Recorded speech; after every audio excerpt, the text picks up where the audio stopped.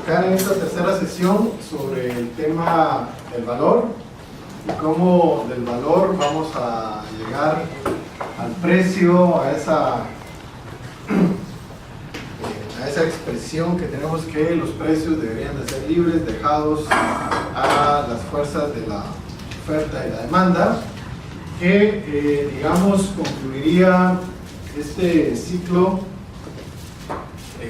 para, digamos, sentar las bases de lo que pueda ser una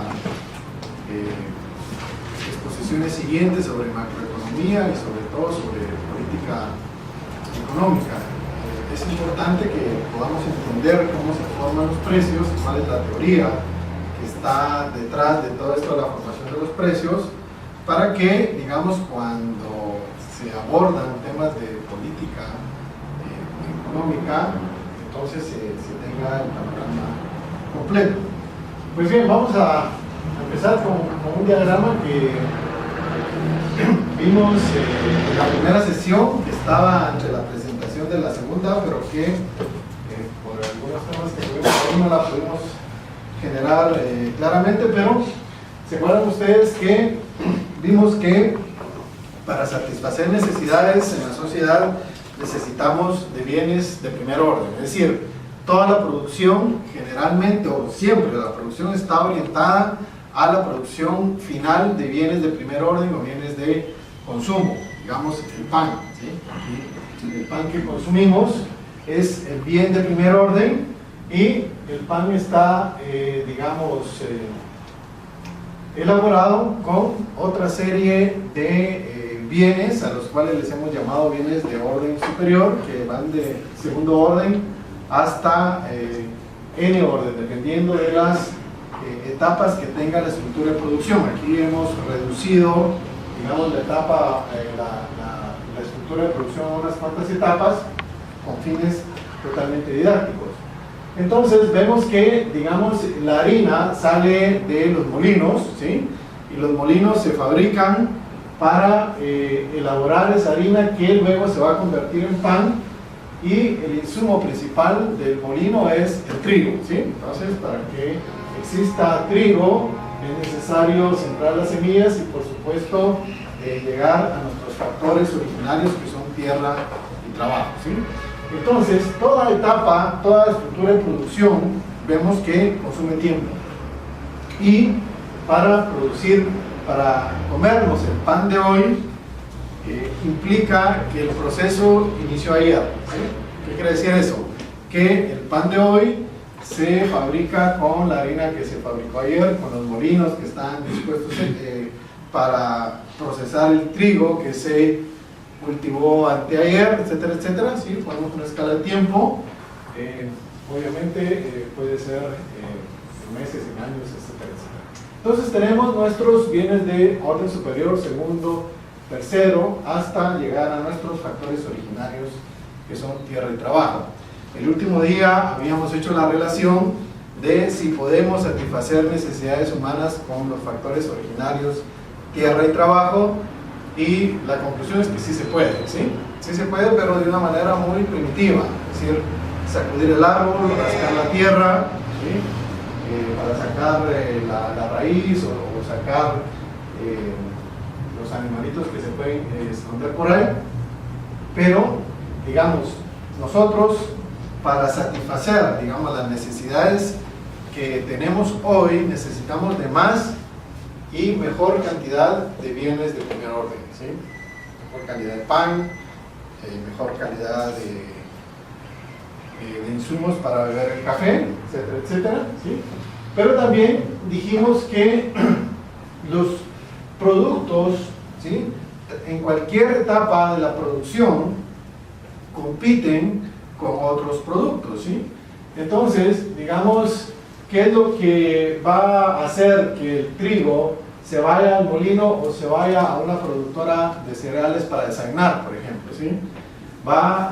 ¿Qué es lo que, digamos, comanda a las personas a decir, bueno, el trigo pues no se va a ir al molino, no lo vamos a hacer harina, ¿sí?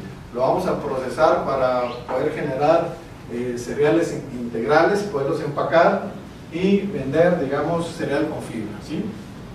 Entonces, quien decide, digamos, para dónde se va el trigo, si se va para el molino o a la cerealera, es la apreciación de los consumidores, que son los que deciden, bueno, hoy queremos consumir más pan o queremos consumir más cereal, ¿sí? Entonces, los insumos van a ir, digamos, a cualquier parte de la estructura de la producción dependiendo del uso final que queramos los consumidores hacer del pan. Si queremos cereal, entonces el trigo se va a ir a la empacadora o se va a ir al molino para la producción del bien final, que va a ser pan o cereal con fibra. ¿Sí? Entonces los usos que tienen todos los recursos son obviamente alternativos, y cada vez que nos vamos acercando al fin se van convirtiendo más hacia lo que queremos que sea. Digamos, en el caso de la empacadora se va convirtiendo más hacia cereal, o en el caso de la harina se va convirtiendo más hacia el pan, ¿sí? Entonces el pan que consumimos hoy lo que está haciendo es liquidar, digamos, los procesos que iniciaron ayer, ¿sí? Y la harina que se está fabricando hoy es la harina que se va a utilizar para producir el pan de mañana, ¿sí? Y por supuesto así podemos ir bajando de orden y mezclando temporalmente cada una de las etapas. Pues bien, entonces, ¿cómo es que inicia esa imputación de valor? Bueno, dijimos que con los fines que cada uno ponemos, ¿sí? Como individuos, cada uno de nosotros actuamos y decimos, bueno, yo tengo hambre, ¿cómo voy a satisfacer el hambre? Bueno, de repente comiéndome un pan, o comiéndome una galleta de fibra de miel, ¿sí? O comiendo un sándwich. ¿Y cómo voy a satisfacer esos fines? A través de medios directos, que son los bienes de consumo, ¿sí? O a través de bienes indirectos, que son aquellos bienes que no están preparados todavía para el consumo, pero que van a servir para el consumo, ¿sí? Digamos, un medio indirecto aquí sería la harina o el trigo que está entrando a la empacadora, ¿sí? Entonces, obviamente, la imputación de valor la hace primero el actor, ¿sí? ¿Quién es el actor? Nosotros como individuos, quienes decimos cuáles son las necesidades y fines que tenemos y qué es lo que pretendemos satisfacer primero, ¿sí? Dijimos que eso lo apuntábamos en una lista mental todos los días, priorizamos las cosas que queremos hacer, ¿sí? ¿Qué vamos a cenar? ¿Cómo lo vamos a vestir? ¿Cuál es la actividad primera que vamos a desarrollar? Y por supuesto, los bienes de primer orden, que son esos bienes, esos medios directos, y los bienes de orden superior, que son esos medios totalmente indirectos. Bueno, entonces, ¿cómo es que como individuos valoramos esos medios directos, ¿sí? Entonces vamos a hablar hoy de cómo es que llegamos a una teoría del valor.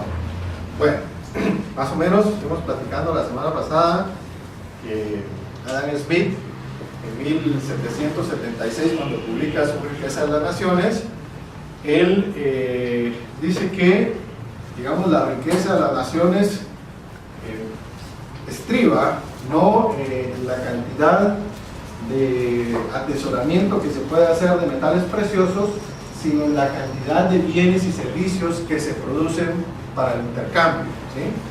Entonces, cada uno de nosotros dijimos que por ley de asociación va a tratar de hacer aquellas cosas para las cuales considera que es mejor, y a través de esa actividad va a intercambiar el producto de su trabajo o el producto de su propiedad de un factor de producción con las producciones de los demás, ¿sí? Entonces, esa imputación de valor de bienes de primer orden, que lo generan los fines, y el valor de los bienes de orden superior, que viene dado por la valoración que se le da a los bienes de orden primero, es lo que vamos a tratar de averiguar el día de hoy. Pues bien, decía que Adam Smith, en su libro La Riqueza de las Naciones, propone la famosa paradoja del valor, ¿sí?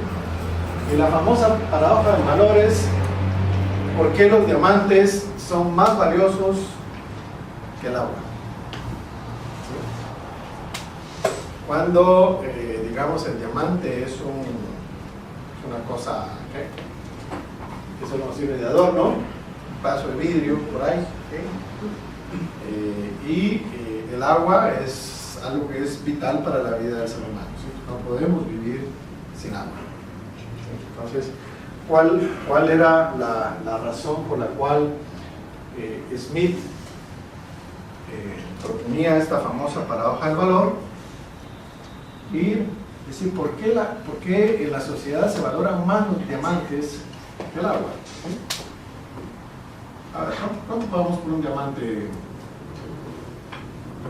digamos, certificado? No un diamante de esos que salen en las guerras, ¿no? Si digamos un diamante certificado, $350.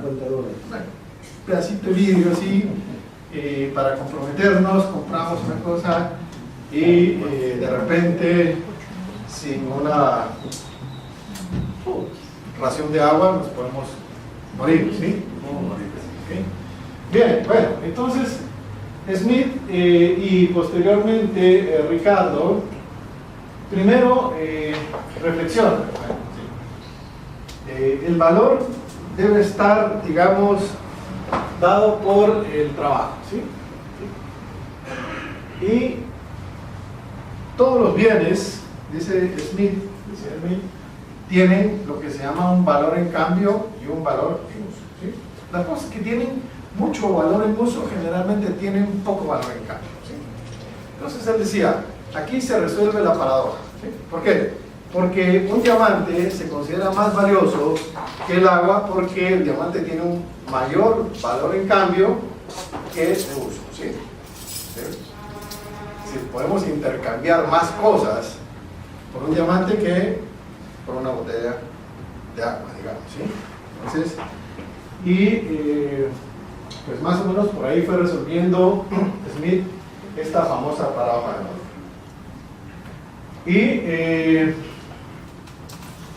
Él decía que el valor de las cosas, ¿sí?, estaba directamente relacionado con la cantidad de trabajo que se invierte en fabricar la cosa, ¿sí? Entonces, el mismo Ricardo dijo, bueno, sí, pues tiene razón, solo que no tome en cuenta otras cosas, y vamos a ver qué cosas no tome en cuenta. Pero el trabajo sí, es decir, si una cosa, digamos, tiene mucho trabajo, o lleva mucho trabajo hacerla, entonces vale mucho, ¿sí? ¿Qué dicen ustedes? ¿Parecerá? Es decir, los diamantes tienen un alto valor en cambio, porque se pueden intercambiar muchas cosas por ello, pero también porque su costo de extracción es muy alto, ¿sí? Es decir, no cualquiera, primero, puede sacar un diamante, y segundo, no cualquiera puede pulir un diamante, digamos, ¿sí? Entonces, eso lleva una cantidad de trabajo enorme, y por supuesto, tocar una cosa de agua, pues no mucho, ¿sí? Entonces, a esta teoría del valor trabajo se le conoció con el nombre de la teoría objetiva del valor. ¿Por qué?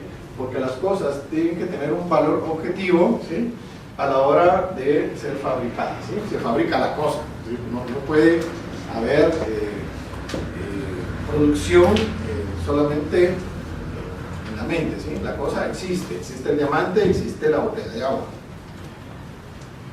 Y David Ricardo, ¿sí?, decía, bueno, es el costo, ¿sí? Pero el costo involucra no solo el trabajo inmediato, sino el trabajo también mediato, ¿sí? El trabajo que se hizo antes, ¿sí? Entonces no solo es el trabajo que se involucra ahora al hacer la cosa, sino también el trabajo que se hizo antes. Vamos a ver que ese trabajo que se hizo antes sería en nuestra estructura de producción, digamos, el molino, ¿sí? Obviamente el molino puede procesar una gran cantidad de trigo, pero digamos, lo creamos o no lo creamos, el molino se desgasta, digamos, ¿sí? Tiene lo que los contadores llamarían una depreciación, es decir, se va gastando. Entonces ese trabajo que se hizo antes también hay que irlo reponiendo, y entonces por eso también las cosas tienen un valor.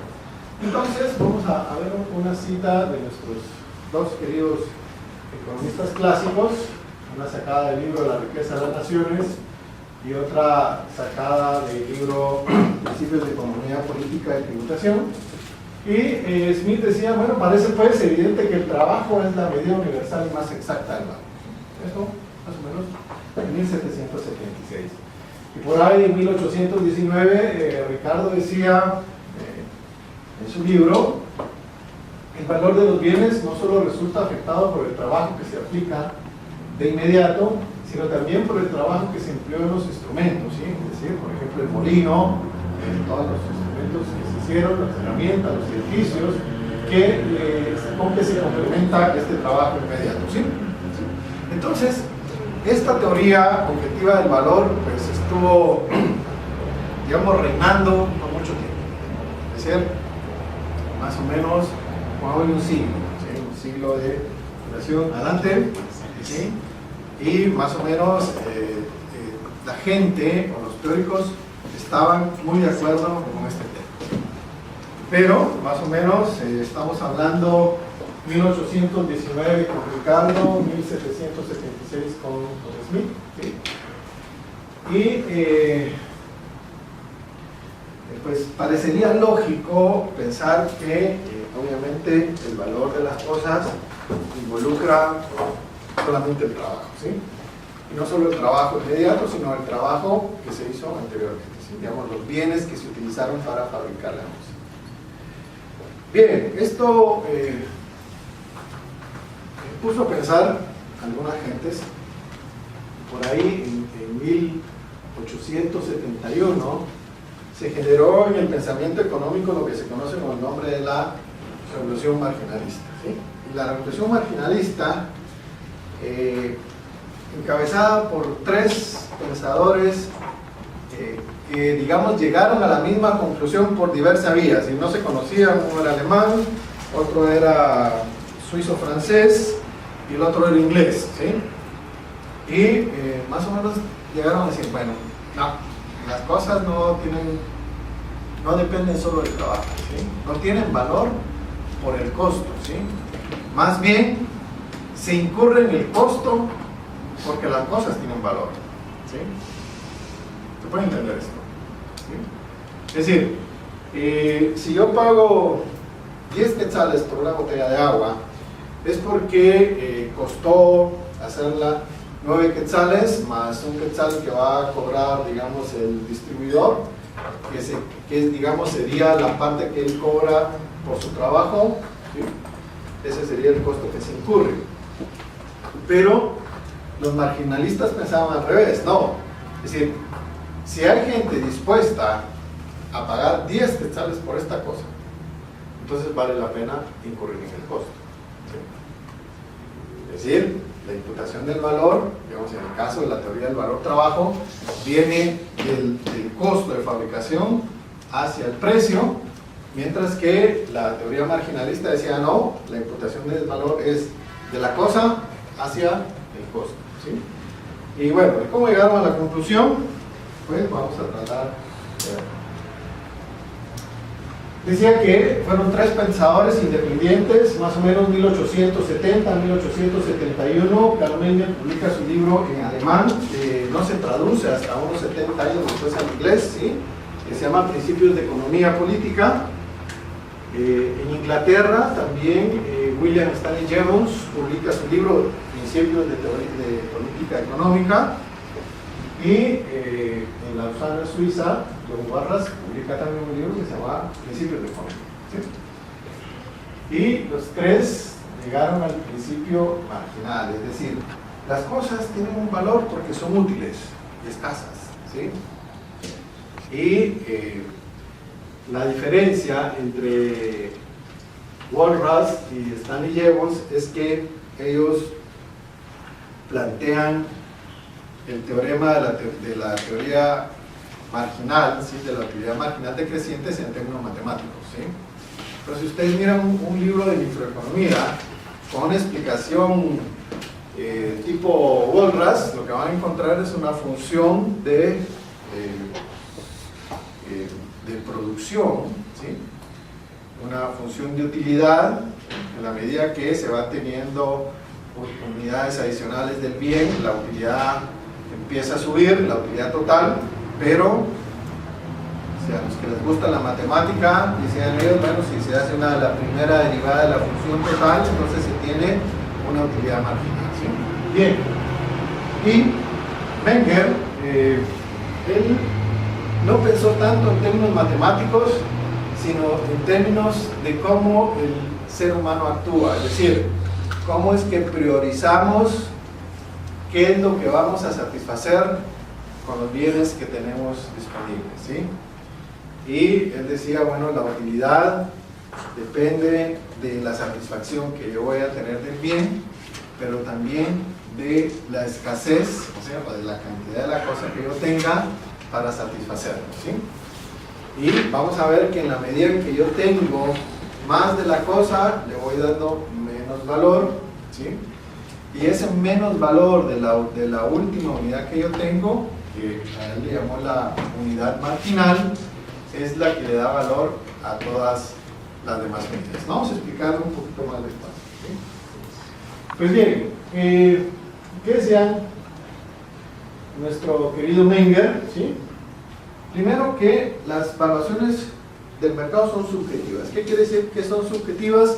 Que los individuos la hacen, ¿sí? Cada uno de nosotros, dijimos, tiene unos fines que alcanzar, pero al mismo tiempo, tratando de alcanzar nuestros fines, ¿qué es lo que hacemos? Cooperamos con los demás, ¿sí? ¿Sí? Es decir, yo soy ingeniero, ¿sí? Aquí hay contadores, ¿sí? Aquí hay trabajadores, etcétera, etcétera, pero no nos dedicamos a hacer de todo, ¿sí? Sino cada uno se dedica a una parte donde su conocimiento, digamos, le dice que es lo que más puede explotar, ¿sí? Si podemos emplear la palabra, para alcanzar los fines que nosotros queremos alcanzar y al mismo tiempo colaborar con los fines de la demás gente, ¿sí? Entonces, Menger decía, bueno, las actuaciones del mercado, de los actores del mercado son subjetivas, que decidimos marginalmente. Decidir al margen no quiere decir decidir entre toda la cafetera, sino una taza adicional de café, ¿sí? Es decir, ¿con cuántas tazas de café estamos satisfechos ahora mismo? ¿Sí? ¿Con una? ¿Con dos? ¿Con tres? ¿Qué pasa si nos tomamos 5 tazas? Ya no dormimos. Ya no dormimos. Probablemente no dormimos, probablemente se nos hincha el estómago, la náusea, o nos genera acidez, etcétera, etcétera, ¿sí? Entonces, no decidimos por todo el café que está ahí, sino por una unidad adicional de una tacita, ¿sí? Y sobre todo, algo que refuta Menger es: las cosas no tienen valor porque se fabrican, porque se hacen, sino porque hay quien les dé valor, ¿sí? Y fíjense que todos podríamos pensar que el pan sirve para comer, ¿sí?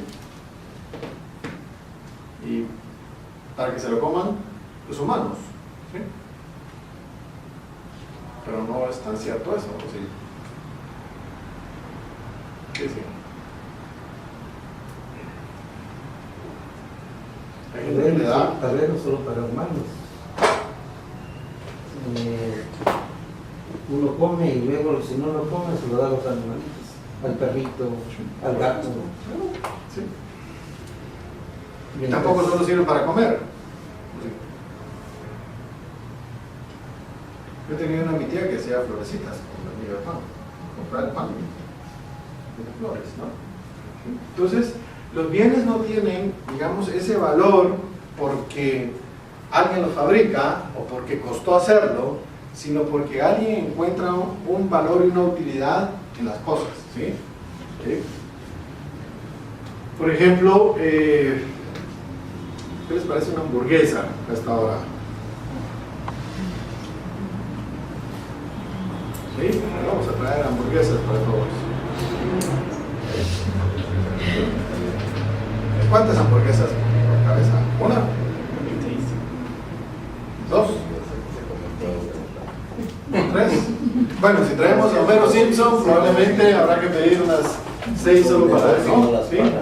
Es decir, los bienes, ¿sí?, están en función de la utilidad, y aquí la utilidad se entiende como la satisfacción que va a encontrar el actor en tener la cosa, y la escasez, ¿sí? Pero la escasez relativa al sujeto. Vamos a ver un ejemplo y vamos a hacer unas preguntas ahí para motivarlos un poco sobre esta combinación de escasez y utilidad, es decir, la satisfacción que el sujeto encuentra en el bien y también la cantidad del bien que existe o que está dispuesta para el sujeto, ¿sí?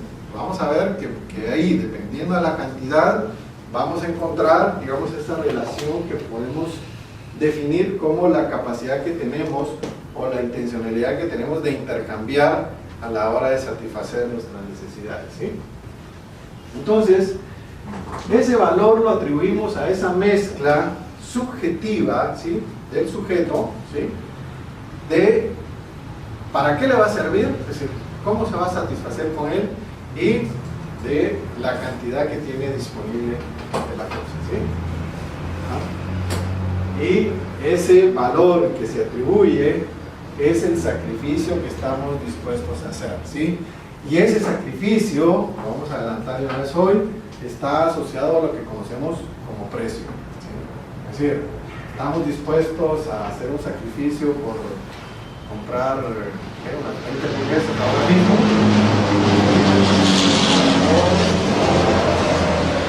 finalmente mejor no, mejor espero que acabe la sesión y voy por ahí y me compro solo una para mí o las que para comer, ¿sí? Una liga, pa. ¿Sí? Entonces, el valor está determinado por los fines que yo quiero alcanzar, ¿sí? ¿Se acuerdan que como individuos tenemos unos fines cada uno de nosotros y cada uno de nosotros decide qué es valioso para cada uno, ¿sí? De repente fuimos con el médico y el médico dice, mire, Fernando, yo le aconsejo que deje de estar comiendo hamburguesas, ¿sí? Lo que antes generaba valor, ¿sí?, en el sentido de la satisfacción, ¿sí?, la cantidad que estaba, el sacrificio que yo estaba dispuesto a hacer, ahora ya no es tanto, porque de repente si sigo comiendo hamburguesas, por ahí se me van a ir tapando las venas, ¿no? Entonces, ya no es valioso para mí. Ok, entonces, ¿qué es lo que hacemos? Priorizamos, ¿sí? A ver, hacemos una escala de qué cosas queremos hacer. Por ejemplo, ahora mismo podríamos pensar en ir a una vuelta, en, qué sé yo, ir a asistir a un concierto o jugar naipe o ver un partido. Ahora mismo está viendo un partido entre Italia y España, ¿sí? Entonces, ¿qué es lo que hacemos? Primero, priorizamos las cosas. Y hay una cosa interesante que platicamos el primer día.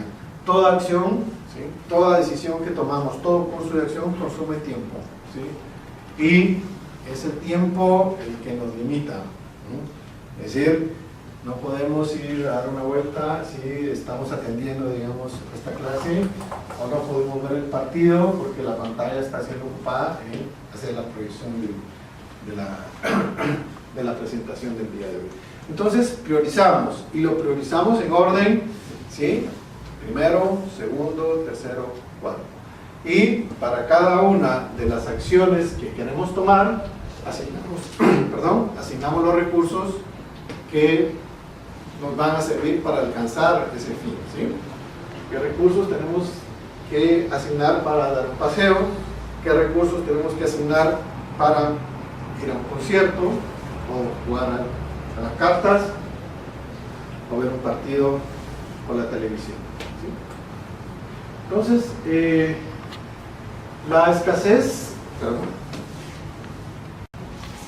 y la utilidad. Entonces, tanto Jevons, Walras y Menger dijeron, bueno, para probar el principio de la utilidad marginal, ¿sí?, vamos a hacer una abstracción. Primero es que todas las unidades son iguales e intercambiables, son homogéneas. ¿Qué quiere decir? Que esta taza de café es exactamente igual a esta taza de café. Esta es tu taza, es igual a esta taza de café, y voy a suponer que esta taza es igual a la taza de café. Son unidades homogéneas, ¿sí? Cada uno tiene una cantidad exacta igual de café, cada uno tiene la misma calidad de café, ¿sí? No hay uno más dulce ni más amargo, sino todos tienen la misma cantidad de azúcar. ¿Y qué es lo que hago? Bueno, precisamente, lo que hago yo con 4 tazas de café es priorizar los fines que yo quiero alcanzar con unidades homogéneas que yo tengo a mi disposición. Bien, entonces, pensemos, ¿para qué me puede servir la primera taza de café? Para consumirla. No puedo consumir, quizás tengo un poco de sueño, estoy un poco decaído, yo sé que este es el mío, sí. Digo yo, el primer fin es beberla para mí. ¿Qué hago con la segunda? A partir de la segunda, sorprenderla. ¿Me la bebo? No, quizás ya no. ¿Qué puedo hacer con una segunda taza de café?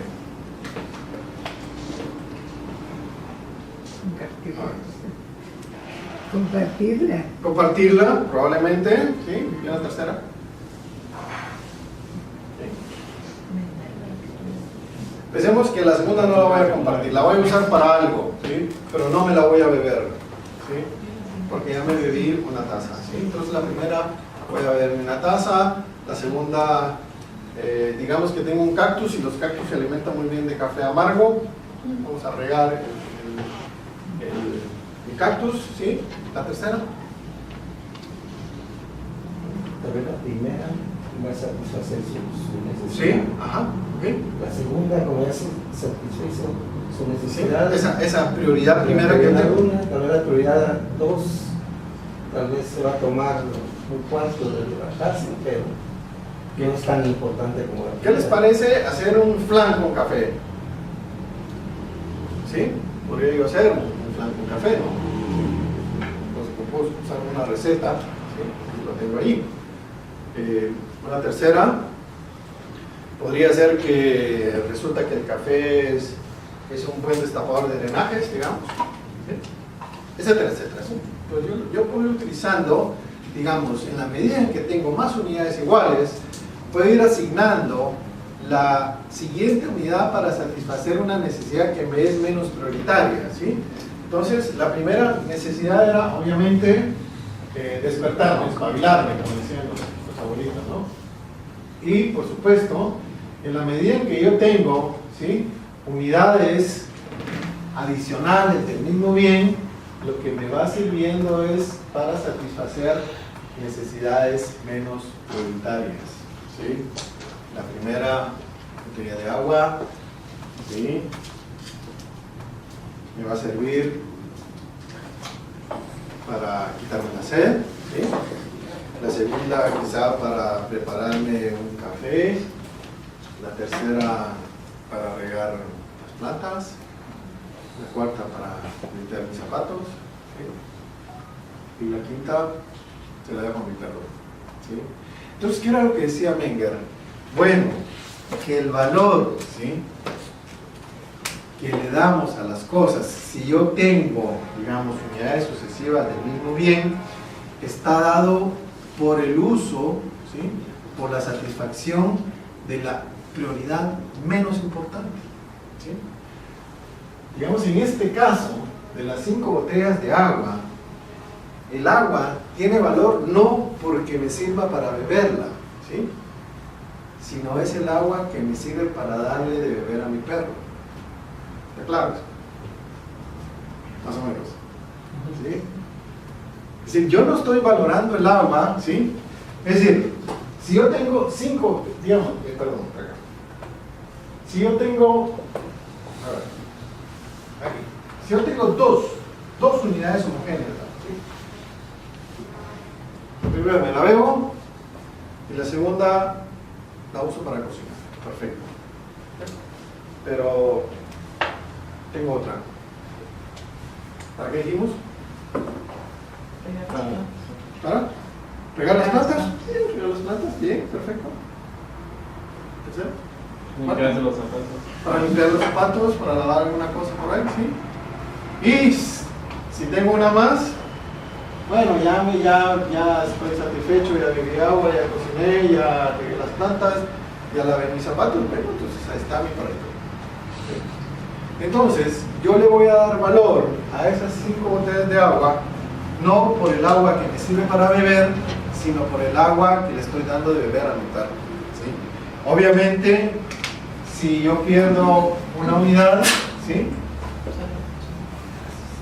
¿Qué pasa si yo pierdo una unidad? Cualquiera. Tiene que darle prioridad a si quiere lavarse los zapatos o darle el perro. ¿Sí? Entonces, si yo pierdo la unidad marginal, la última, el que se va a quedar con sed va a ser el perro. ¿Sí? Porque yo, entre mis prioridades, está primero limpiando los zapatos. ¿Sí? ¿Okay? Y si pierdo otra, entonces me quedo con los zapatos sucios, el perro se queda sin beber agua, pero mis plantas están verdes. ¿Sí? ¿Okay? Entonces, en la medida en que yo tengo unidades adicionales del mismo bien, ¿sí? Esa abstracción que son unidades homogéneas, ¿sí? Yo voy a utilizar las unidades adicionales, o la unidad adicional, la unidad marginal, se llama esa última unidad, para satisfacer una necesidad que me es menos prioritaria, ¿sí? Como las unidades son todas iguales e intercambiables, entonces las 5 unidades de agua ahí tienen el mismo valor. ¿Y cuál es el valor que se atribuye? A la utilidad marginal, a la unidad marginal que sirve para satisfacer la necesidad menos prioritaria. Y en este caso, dijimos, es darle de beber a mi perro. Yo valoro el agua, esas unidades de agua, no por la que me sirve para satisfacer la sed, ¿sí? Sino por la que yo voy a dar de beber a mi perro. Miremos este ejemplo que, por cierto, lo puso un famoso economista, discípulo de Menger, Eugen von Baber, y este es un ejemplo famoso, el famoso ejemplo de las 5 bolsas de grano, ¿sí? Entonces es que hay un granjero que tiene 5 bolsas de grano, ¿sí? Y él asigna, digamos, estas prioridades, ¿sí? La primera para alimentar, la segunda para sembrar, ¿sí? La tercera para darle de comer a sus aves de corral, la cuarta para destilar y tomar un traguito los domingos, y la quinta para un solo loro que tiene, ¿sí? Entonces, con esa escala de preferencias, decíamos, a ver qué pasa si yo, o si el granjero pierde una unidad, ¿sí? Habría que volver a retomar sus prioridades. Volver bueno, ahí está, ese es el orden, ¿sí? Si pierde una unidad, digamos, ya no le da valor, ¿sí? Perfecto. Si pierde, es decir, no es que cada bolsa esté marcada, ¿no? Esta más para comer, esta no, ¿sí? Se perdió una. Entonces, loro, vas a dejar de comer, Arturo, ¿sí? Y, por supuesto, ¿sí? Si pierde una, obviamente es el loro el que se va a sacrificar, ¿sí? ¿Por qué? Porque no va a dejar de comer, no va a dejar de sembrar, no va a dejar de alimentar a sus aves de corral y tampoco va a dejar de tomarse su relax los fines de semana, ¿sí? Entonces, al perder una, es la unidad destinada a alimentar al loro, ¿sí? Entonces, cuando se ve en la necesidad de perder una unidad, uno decide sacrificar aquel fin que le es menos prioritario. La siguiente pregunta que plantea von Baber es: ¿qué pasa si yo tengo la oportunidad de ganar una unidad más? ¿Sí? En lugar de tener 5, tengo 6.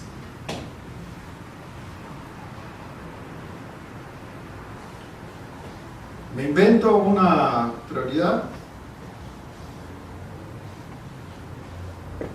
reserva, si fuera el agua, reservaría la nueva unidad para después, para tomarla nuevamente después. ¿No? ¿Sí?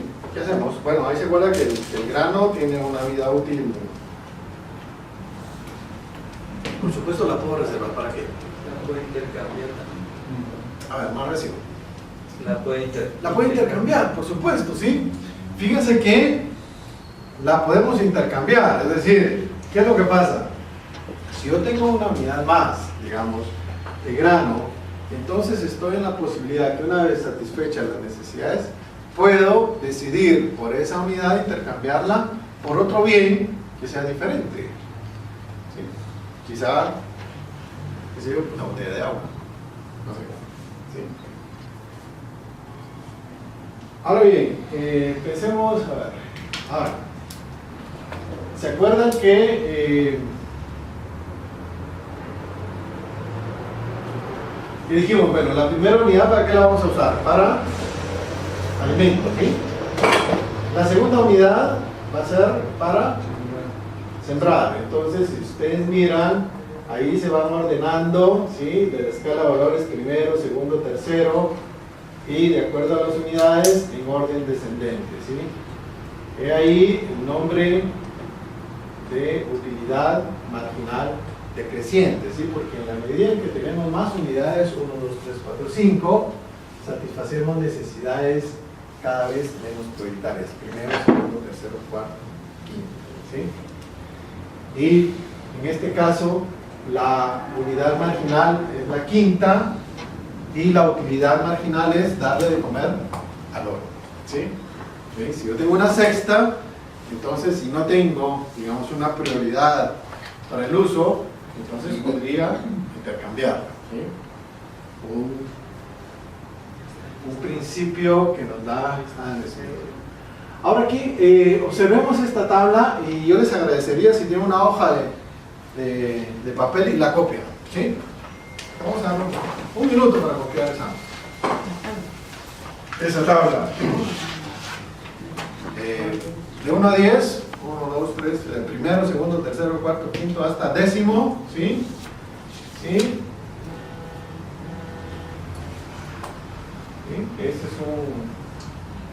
Este es Juan, que tiene 5 unidades de agua, 3 de pan y 2 de carne, ¿sí? También como una unidad de agua, pero la tercera de mis necesidades la satisfago con la primera unidad de pan, con una unidad de pan. Adelante.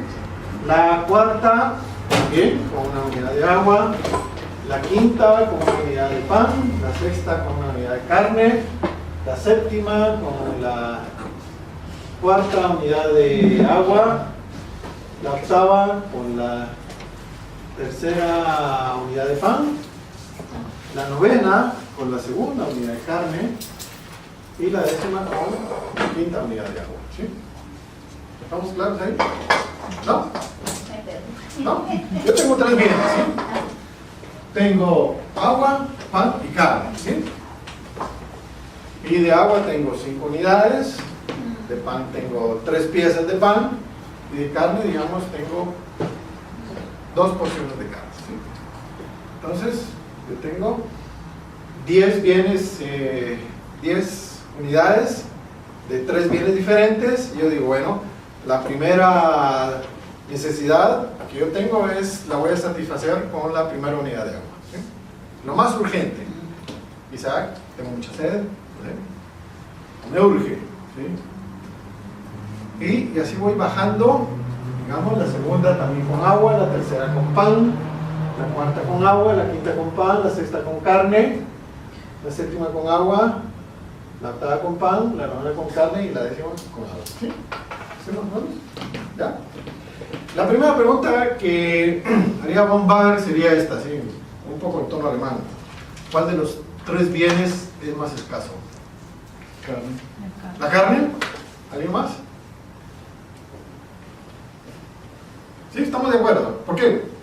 Porque solo tenemos 2 unidades de carne, ¿sí? Y el más abundante, el agua, ¿sí? ¿Por qué? Porque tenemos 5 unidades y el pan está en medio, ¿sí? ¿Alguien más? ¿Estamos de acuerdo? Bueno, Bob Barry le diría no, eso no es cierto.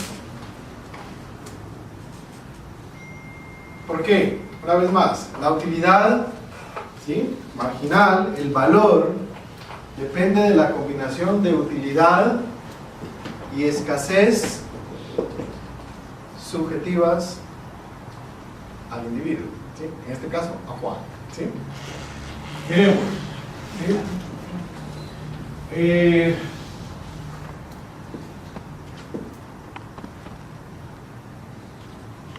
Von Baber diría, bueno, fíjense que el bien más escaso relativo a Juan es el pan.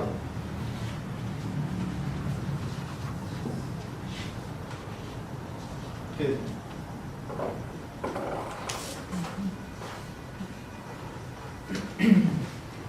Porque para él es más importante el pan, ¿no? ¿Para quién es más importante el pan? ¿Para Juan? ¿Por qué? Porque no le importa mucho. No, pero si no, mire, si la primera, la más urgente de sus necesidades, la satisface con agua. ¿Sí? ¿Sí? Lo que pasa es que no se debe, digamos, centrar solo en la escasez, sino en el uso que le dan. En el uso, la utilidad. Ni ¿sí?, tampoco solo en el uso, sino en que la hay que hacer la utilidad, combinación de en la combinación de la utilidad y la escasez relativas al sujeto. ¿Sí? Fíjese que él tiene 5 unidades de agua, que usa pero mucho la última unidad de agua le sirve para satisfacer la necesidad menos urgente. ¿Sí? Por lo tanto, el agua es el bien menos escaso de él, ¿sí? Pero no porque tenga más unidades de agua, ¿sí?, sino porque es la que le sirve para satisfacer su necesidad menos urgente, ¿sí? Y la carne, que a pesar que tiene 2 unidades, a él le resulta poco escasa, ¿sí? ¿Por qué? Porque le sirve para satisfacer su novena, ¿sí?, su penúltima necesidad, ¿sí? Quizás es vegetariano, ni siquiera se va a comer la carne. Tal vez tiene un morete en el ojo y se va a poner la carne. ¿Ya? ¿Ok? Entonces, digamos, la utilidad se mide a partir de la necesidad menos urgente, ¿sí? Acá, por ejemplo, el agua, que a pesar de que tenga 5 unidades, le sirve para satisfacer la menos urgente, ¿sí? ¿Por qué? Porque puede asignar. Fíjese que si su escala de prioridades fuera diferente, y él ocupa de la primera a la quinta, ¿sí?, solo unidades de agua, ¿sí?, y deja de último las 2 unidades de carne, la carne sigue siendo menos escasa, ¿sí?, porque no le interesa tanto como las unidades de agua, ¿sí? Pero, ¿sí?, digamos, ¿qué pasa si pierde 2 unidades de agua? Perdón. Eso se pasa. ¿Qué pasa si pierde 2 unidades de agua? Primero, ¿con cuántas se queda? Con 3, ¿sí? Podría intercambiarlas por la carne o por el... Si se queda con 2, si le quitan 2 unidades de agua, simplemente dice, bueno, voy a dejar de regar el jardín y voy a dejar de lavar los trastos, ¿sí? Pero de beber, de cocinar y de lavar, no. Y entonces el agua se convierte en el bien más escaso, ¿sí? Yo quito estas 2 unidades de agua y, ¿sí?, la necesidad menos urgente del agua es la cuarta, ¿sí? Por lo tanto se vuelve prioritaria, ¿sí? Es la combinación de utilidad y escasez relativa a individuos, ¿sí? O sea, yo puedo cambiar de prioridad. Sí, puede cambiar Por de eso es que prioridad. él estaba diciendo cuando dijo del oro, porque a él Ajá. no le interesaría lo del licor. Por supuesto, si uno no bebe, entonces probablemente cambia la prioridad. Dice, bueno, primero le doy de comer al loro y después si me sobra hago licor. Y si pierdo una unidad, mi loro come y dejo de hacer licor, por supuesto. Digamos, yo tengo la costumbre ¿Sí? que cuando me levanto, voy directamente al tambo de agua y me tomo 2 vasos de agua. Ok, perfecto. En ese momentito mi prioridad es mis 2 vasitos de agua. Ya tipo 6:30, el pan o los frijolitos. Por supuesto. Y, Casi igual. y después, durante el día, mi necesidad es agua. Y satisfago mi mañana con agua. Claro, pero entonces usted está dispuesto a sacrificarse por más unidades de agua que por otras unidades de otra cosa. ¿sí? Carne, Y probablemente el pan no resulta ser tan escaso para usted como el agua. ¿sí? No está dispuesto a sacrificarse tanto por el pan como por el agua. ¿sí? Una vez más, es la prioridad del individuo. ¿sí? Son los individuos los que priorizamos, los que decimos con los recursos que tenemos a la mano, decimos, bueno, este tipo tiene 2 unidades de carne, parecería que la carne es algo que muchos aprecian, pero él no mucho, ¿no? No le interesa mucho la carne. Vamos a ver si lo voy entendiendo, licenciado. Ahí el ejemplo de Juan, él tiene 10 bienes. No, tiene 10 unidades de 3 bienes diferentes. Bueno, llamémoslo así, ¿verdad? Sí, sí, bueno, ya vemos. Ajá. Entonces, viene, vamos a ver, de agua, 5 bienes. Sí. De pan, 3 5 bienes. Y de carne, 2 bienes. 2 Ese unidades es- de carne, ¿sí? Entonces, ese sería el uso de cambio que él tiene. ¿Verdad? Ese sería Y la utilidad o el valor de uso que le daría. ¿sí? que él tiene en bienes, en valores ahí. Pero entonces, si él pierde, dice abajo, 2 unidades de agua, Ajá. le van a quedar 3. ¿sí? Ese sería el valor de cambio. Porque vemos el caso que él no las pierda, pero el valor de cambio dice que es la capacidad que él tiene para poder comprar otras Claro. 2 unidades. Ah, por supuesto, Ajá. pero ¿por qué las intercambia?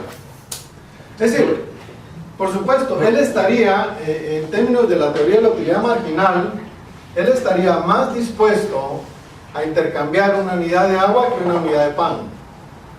¿Sí? Ese sería el intercambio. ¿Sí? De, En esta... puede ser de los 3 bienes que te ejemplo ahí, el agua, el pan y la carne. ¿eh? Ajá, sí. Él estaría, digamos, más dispuesto a soltar una unidad de agua que una unidad de pan. ¿Sí? Pero- Estaría dispuesto a soltar primero la carne antes que una unidad de pan. ¿Sí? Por sus claras prioridades. Prioridades o necesidades. Sus prioridades que va, sí, sus necesidades, por supuesto, que va a satisfacer de acuerdo con los bienes que tiene a su disposición. ¿Sí? ¿Ok? ¿Perdón? ¿No? No, es que estábamos discutiendo sobre eso, de los 3 elementos que hay ahí, Ajá. en diferentes unidades. En síntesis, según yo se lo comprendo, es pues prácticamente el agua, aunque aparezca en número más, no va a ser más escasa para alguien que vende jugos o licuados en la esquina que para el que vende pan. A ver, Exacto, o sea, para él va a ser más un poco las escaso. condiciones. Ahí ya estamos cambiando las condiciones, ¿sí? Es decir, aquí solo nos encontramos con un individuo que tiene 3 bienes y de esos 3 bienes tiene distintas unidades, ¿sí? Y para satisfacer unas necesidades, ¿sí? Son 10 unidades de 3 diferentes. Él dice, bueno, si yo tengo 10 unidades de estos 3 diferentes, voy a asignar para la primera agua, para la segunda agua, pero para la tercera ya es una unidad de pan, ¿sí? Y para la última, también agua. Entonces, él estaría más dispuesto, ¿sí?, a intercambiar su última unidad de agua que su última unidad de pan, antes, ¿sí? Y por supuesto, su última unidad de carne antes que su última unidad de pan, ¿sí? ¿Ya? Y otra vez lo podemos ver en una gráfica, a ver si funciona esto, ¿sí? Y podemos ver que el agua aparece en la primera, segunda, tercera, cuarta, quinta, sexta, séptima y décima, ¿no? ¿Sí? Entonces, aquí la segunda, pero la tercera vamos a ver que ya es un pan, ¿sí? Y la octava vamos a ver que es un pan y la novena es una carne, ¿sí? Entonces vamos a tener nuestras prioridades así, ¿sí? Y se dan cuenta, la carne, perdón, siempre se me va un tirito, la carne, a pesar de tener solo 2 unidades, ¿sí? No resulta ser la más escasa, sino resulta ser el pan. ¿Por qué? Porque el pan satisface prioridades más elevadas que la última unidad de la carne, ¿sí? Marginalmente la carne satisface la novena y el agua satisface la décima, ¿sí? Entonces si yo pierdo 2 unidades de agua, que serían estas 2 que aparecen acá, entonces ya el agua se vuelve más escasa, ¿sí? Porque es más prioritario. De abajo para arriba, ¿sí? La utilidad marginal. ¿Vamos bien ahí? ¿Bien? Bueno, entonces ya podemos decir la ley, ¿no? ¿Sí? Entonces elegimos, ¿sí? Al actuar fines, ¿sí? Y los colocamos en nuestra escala valorativa, primero, segundo, tercero, ¿sí? Y al mismo tiempo, para llegar a estos fines, se sirve de esos medios que dijimos que los primeros medios que tiene a su alcance son los bienes de consumo, que son los que va a valorar, y están constituidos por partes capaces de rendir el mismo servicio llamados unidades. Esto es la abstracción, ¿sí? Y al final tomamos las decisiones al margen, no tomamos decisiones, ¿sí?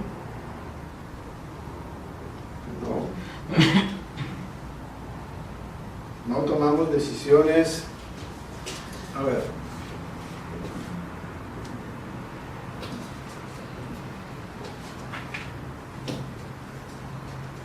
sí. No tomamos decisiones por todos, ¿sí? Por las 5 unidades de agua, sino por la unidad adicional, ¿sí? Estamos dispuestos a perder antes que carne y pan, una unidad de agua, ¿sí? Y estamos dispuestos a aceptar antes que agua y pan y carne, una unidad adicional de pan, ¿sí? ¿Okay? Entonces, no decidimos tomar entre todos, sino por unidades adicionales de los bienes. No todas las tazas de café, no nos vamos a tomar toda la cafetera, sino una taza adicional. No nos vamos a tomar todo el tambo de agua a las 5 de la mañana, sino solo 2 vasitos, ¿no? Que son los que nos satisfacen.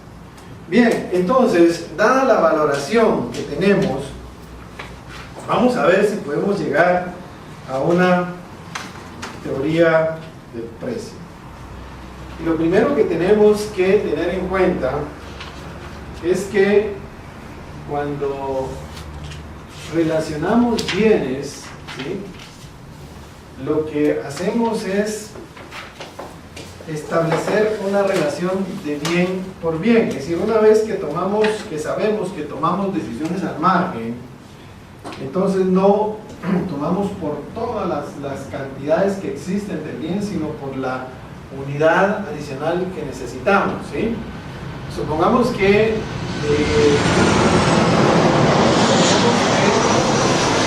decidir entre una camisa adicional y un pantalón adicional, ¿sí? Pues, ¿qué es lo que más nos surge? Generalmente pensamos en términos relativos de un bien con otro bien, ¿sí? A eso se le conoce como nombre de precio relativo, ¿sí? Por supuesto, hoy, digamos, la expresión del precio está hecho en moneda, ¿no? Sabemos que una taza de café podemos pagar por ella 10 quetzales, ¿sí? Y lo pagamos, ¿sí? Pero también sabemos que una botella de agua probablemente nos equivale a 3 quetzales, ¿sí? Entonces, vamos a ponerlo más fácil, 2 quetzales, ¿sí? Entonces, en términos relativos, ¿sí? La taza de café equivale a ¿cuántas? 5 botellas de agua, ¿sí? Es decir, por cada taza de café que pagamos, estamos dejando de consumir o sacrificando 5 botellas de agua, ¿sí? Y esos son los precios relativos, ¿no? Es decir, el tema del sacrificio, una vez que nosotros, digamos, decidimos comprar el café, ¿sí? Lo que estamos diciendo, bueno, por este café estoy dejando de consumir 5 botellas de agua, ¿sí? Entonces podemos, en términos generales, plantearlo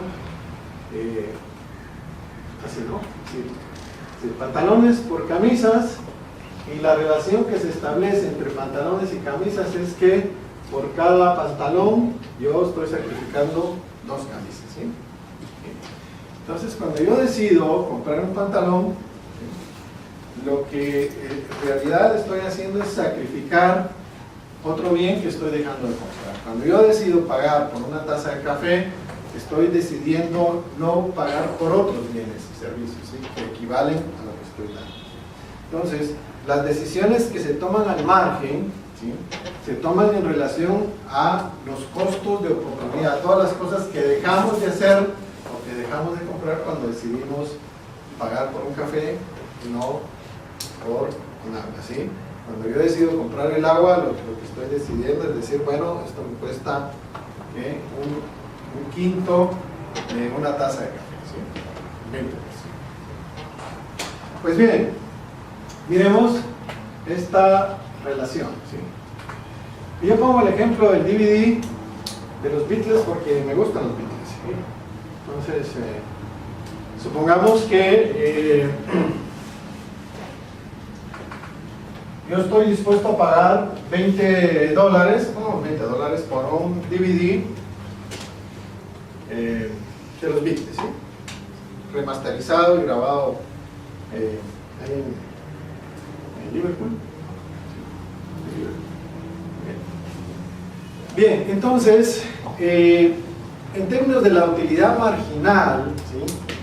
Yo diría que la utilidad marginal del disco, del DVD, es mayor que la utilidad marginal de los 20 pesos o los $20 que estoy dispuesto, ¿sí? Pero, digamos, la utilidad marginal de $21, ¿sí? Es mayor para mí que la utilidad marginal del DVD, ¿sí? Por lo tanto, yo no estoy dispuesto a dar $21 por el DVD, pero sí estoy dispuesto a dar 20. ¿Por qué? Porque en términos de las utilidades marginales, debería primero, en prioridad 1 serían $21, segundo el DVD de los Beatles y tercero $20. ¿Sí? ¿Está claro? Entonces, en términos de los precios relativos, yo estoy, digamos, priorizando, ¿sí? Que estoy dispuesto a perder, digamos, $20 por algo que tiene una utilidad marginal para mí que es un 20, ¿sí?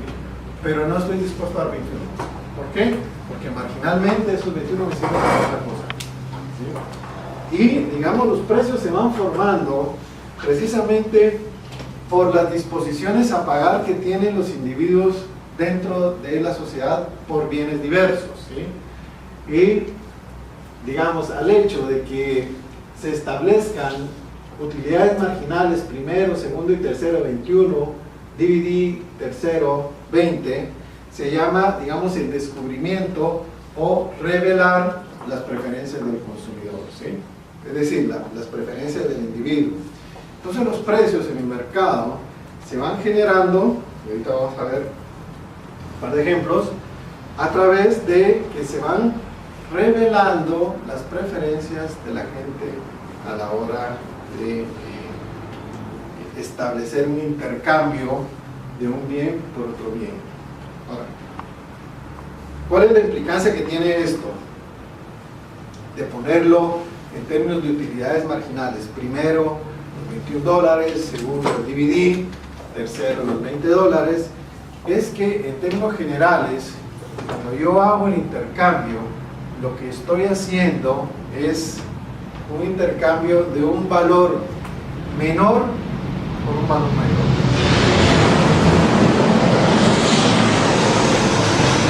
Esto es algo que también se planteaba en la teoría de Smith y Ricardo, en el sentido, pero inicialmente un filósofo griego, Aristóteles, en cuanto a que él decía que los intercambios se establecían precisamente porque había igualdad de valor, que los intercambios justos, decía Aristóteles, tenían sentido si se intercambiaba un valor que fuera exactamente igual al valor del intercambiado, ¿sí? En términos de la teoría de utilidad marginal decreciente, lo que estamos diciendo aquí es que los intercambios se generan precisamente por la discrepancia de valor, ¿sí? Precisamente porque yo creo que al dar, digamos, los $20 por el DVD, estoy teniendo un valor superior a eso por obtenerlo, ¿sí? Sin embargo, no estoy dispuesto a sacrificar ya 21. ¿Por qué? Porque esos 21 tienen una utilidad marginal más alta que obtener el disco, ¿sí? Entonces lo podemos poner, digamos, en estos términos. Miremos esta tablita y por favor, se mueve muy rápido, me dicen, ¿sí? A veces me acelero. ¿Será por el café? Pero esto es lo que yo les decía, ¿sí? Generalmente se establece, ¿sí?, cuáles son las disposiciones a pagar de los individuos, ¿sí?, solamente si los individuos están dispuestos a revelar sus preferencias, ¿sí? Fíjense que en los intercambios a veces no es tan fácil determinar las preferencias o que se revelen, ¿sí?, las preferencias del individuo. Por ejemplo, volvamos a la taza de café que pagamos 10 quetzales por ella, ¿sí? ¿Quiénes regatean? Los compadres de 8. Ah, bueno, digamos, vamos a, qué sé yo, ¿sí? Quiero un más café, 10 quetzales de la señorita. ¿Regateamos?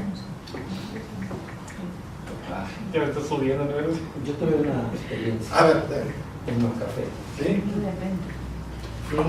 Y ahí en la vitrina estaba un pedazo de pastel grueso, delicioso, rico. Y cuando me dijeron, bueno, vale 13 quetzales, yo dije, bueno, el valor, la calidad, me gusta, está rico.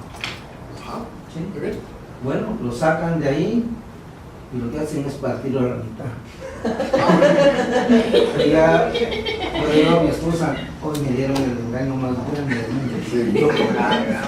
Yo me imaginé el pedazo y estaba dispuesto a pagar para satisfacer mi necesidad. Menos mal que no era Michael Douglas en aquella película, ¿no? De Un día difícil.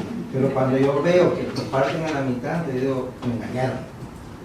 Entonces ya mi satisfacción ya no fue la misma. Sí, pero tenía la opción de rechazarlo. Bueno, pero digamos que no ese es el caso, no le van a partir el pastel, no le van a dar la misma taza de café de 10 onzas. Generalmente uno no revela sus preferencias, sino simplemente, digamos, tiene en mente el valor que está obteniendo, ¿sí? Es decir, decía Santo Tomás de Aquino, bueno, si yo encuentro a alguien que me vende un libro por una cantidad, digamos, qué sé, $100, ¿sí? Y yo sé que ese libro tiene un valor, digamos, en general, revelado para los demás de 200. ¿Sí? ¿Qué hago? ¿Lo compro en 100 o le pongo 200?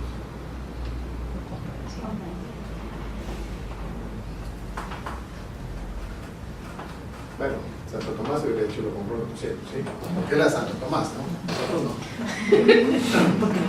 no. Obviamente, las preferencias reveladas simplemente le sirven al individuo para establecer si aquello que está adquiriendo realmente tiene un valor mayor de lo que está entregando, ¿sí?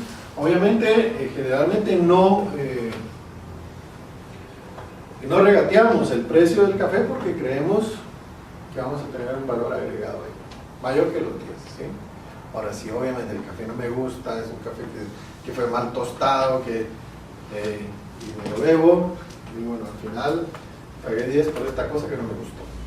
Satisfacción no fue grande, por lo tanto, obviamente mi idea tecnológica falló, ahí no venden el mejor café, seguramente no vuelvo a ir, ¿sí?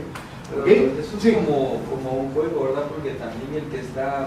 A ver, ¿cómo se llama ese juego? ¿Sí? Perfecto. Es como un juego porque el que está ofreciendo el producto también está pensando lo mismo. Ah, por supuesto, claro. Digamos, cuando usted va, si yo tengo, digamos, 30,000 quetzales en mi bolsa para comprar un carro. ¿Okay? Y voy al predio y el tipo del predio me dice, y ese es el carro que me gusta, yo ya hice mi matriz, así, y digo, bueno, sí, este es el carro que busco, anda por el lado de 30,000 pesos, y llega el vendedor y me dice, 25. Y yo le digo, no hombre, aquí tomé 30, está en 30, si yo, 30 tenía, 30 de dólares, no, claro, compro 25. Pues si el tipo me dice 35, yo digo, no. ¿Por qué? Porque la preferencia, digamos, la percepción del valor para mí es que ese automóvil no vale más de 30, ¿sí? Si lo consigo a lo sumo en 30, lo compro, ¿sí? No importa que me lo ofrezcan en 22, en 23, en 25, ¿sí? Pues si me piden 32, 33, simplemente no hay negocio, ¿sí? A eso se le llaman disposiciones a pagar, ¿sí? Y la otra es la disposición a cobrar. ¿Cuándo se realiza el intercambio? Cuando una disposición a pagar es mayor que la disposición a cobrar, ¿sí? Ahí se realiza el intercambio y ahí se verifica un precio, ¿sí? Entonces, digamos, las preferencias de los individuos son estas 30-20 por un DVD, ¿sí? Pero solo hay una unidad disponible, ¿sí? ¿Okay? Entonces, la ley de la demanda me diría que ese DVD debería de venderse a un precio mayor de 28 y asumo 22, una 24, una 26, una 28, una 30, o todas se vendería a un precio arriba de 21.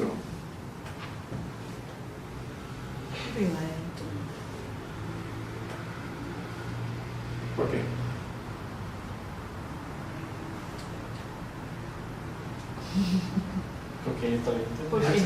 Porque ahí está, porque ahí dice, ¿sí? Ajá. Sí, perfecto, porque No, ahí porque dice. es, o sea, si los ves no 22, igual es arriba de 21, 23.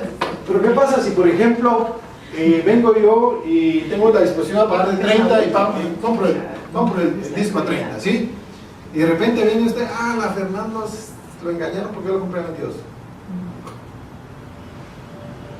Ahora, ¿por qué se va a vender, digamos, todas las unidades a un mismo precio? ¿Por qué no se va a vender a una 22, otra 26, otra 30? ¿Cuál sería la condición necesaria para que todas las unidades disponibles se vendan al mismo precio? La poca demanda. La poca demanda, bueno, esta es la demanda, ¿sí? Es decir, la demanda es esta. Depende de la prioridad del Todas las individuo. disposiciones a pagar, ¿sí? La prioridad del individuo. Por supuesto, son diferentes individuos, pero ¿qué se necesita para establecer un solo precio para todas las unidades? Podría ser la oferta. La oferta es esta, Sí. las unidades disponibles, por supuesto. ¿Sí? Pero por ejemplo, primero, digamos, asumamos que yo soy el dueño de las 5 unidades. ¿Sí? Tengo 5 unidades.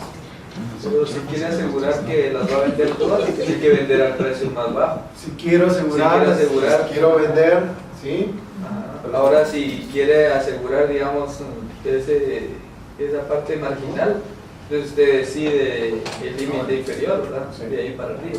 Claro, pero si tengo, digamos, la suerte que venga Silvia y está dispuesta a pagar los $30 por el DVD, y bueno, ahí está. ¿Sí? Pero viene alguien dispuesto a pagar solo 22.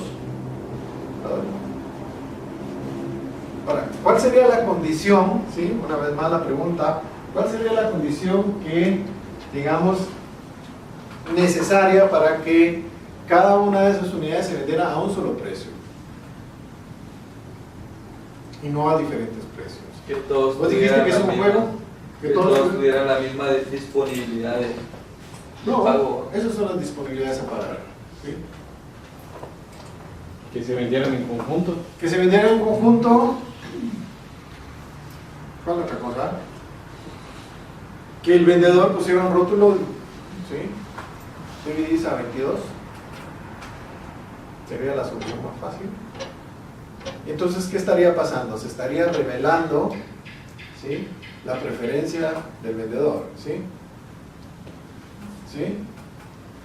Es decir, la condición necesaria es que la información acerca de las preferencias tanto del vendedor como del comprador se pudieran saber, ¿sí? Lo mismo pasa, por ejemplo, cuando vamos a comprar aguacates al mercado, ¿sí? Es decir, ¿qué hacemos? Preguntamos. ¿Cuánto está el aguacate? Tanto. ¿Cuánto está el aguacate? Tanto. Entonces se va difundiendo, ¿sí?, el precio, ¿sí?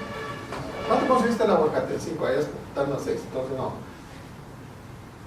Entonces aquí él sabe, no, como está dando a 5, entonces se van revelando las preferencias. Es un juego, sí, perfecto, es un juego de, ¿sí?, prueba y error hasta que el precio se va nivelando alrededor de un valor, ¿sí? Y cuando es perfecto ese precio, cuando todo el mundo sabe, cuando todo el mundo se entera que a ese precio se está dando, ¿sí? Eso se llama revelar las preferencias, ¿sí? Y es una parte de la teoría ya neoclásica del valor, ¿no? Bien, entonces, miremos, a ver, ¿sí? Si yo tengo la primera unidad, la segunda, la tercera, la cuarta, la quinta, ¿sí?, fíjense que esas son las disposiciones a pagar de diferentes individuos y la cantidad disponible que revela la oferta, ahorita, ¿sí?, la voy a poner solo como una línea vertical en 5. Entonces, lo que me dice es que las unidades están valuadas de 5 para acá, entre 22 y 30. ¿Sí?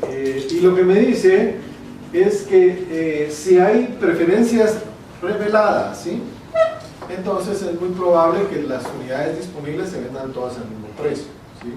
Si no hay preferencias reveladas, entonces es probable que las unidades se vendan cada una a diferente precio. ¿Sí? ¿Okay?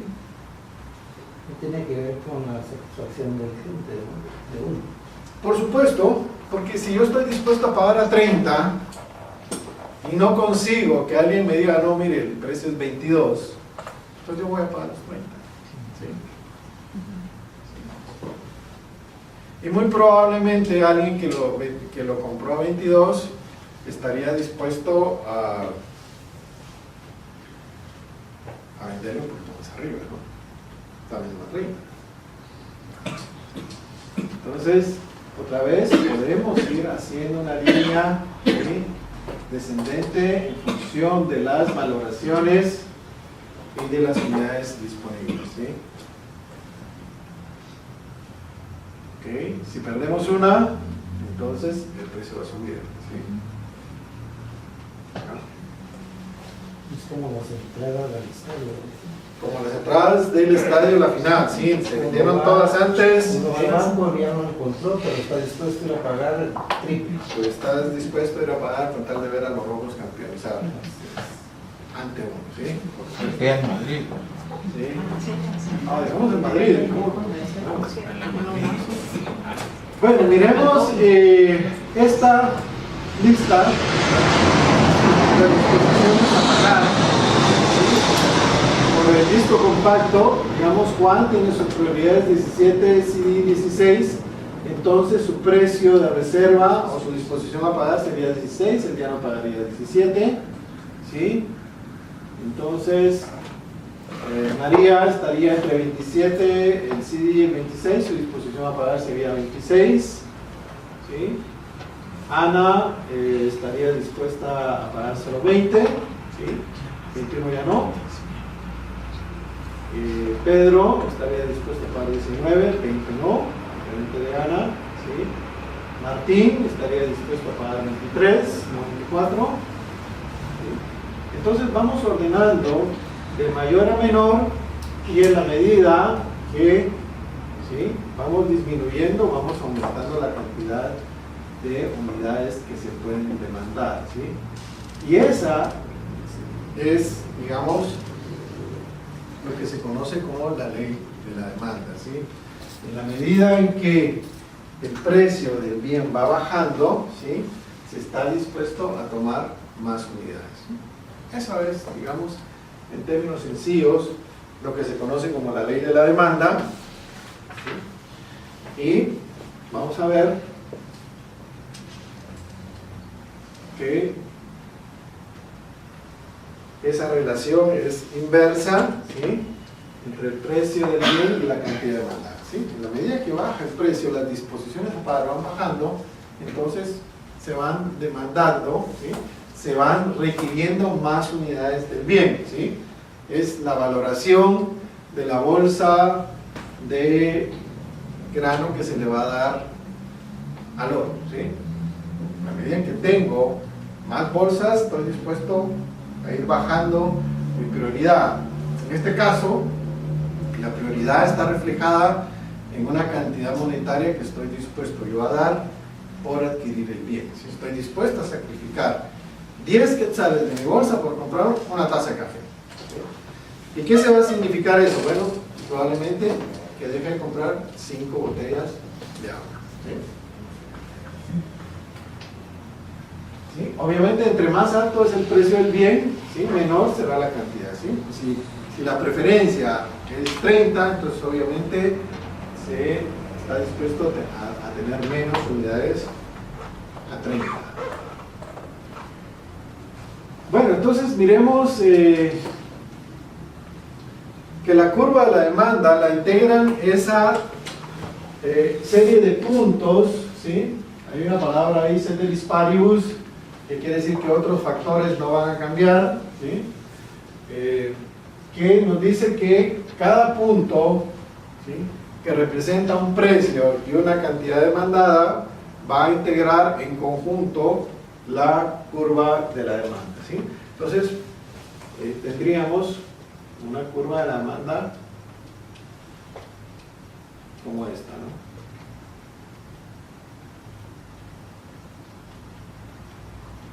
Descendente, ¿sí? En la medida en que van bajando las disposiciones a pagar, hay más disposición a adquirir más unidades.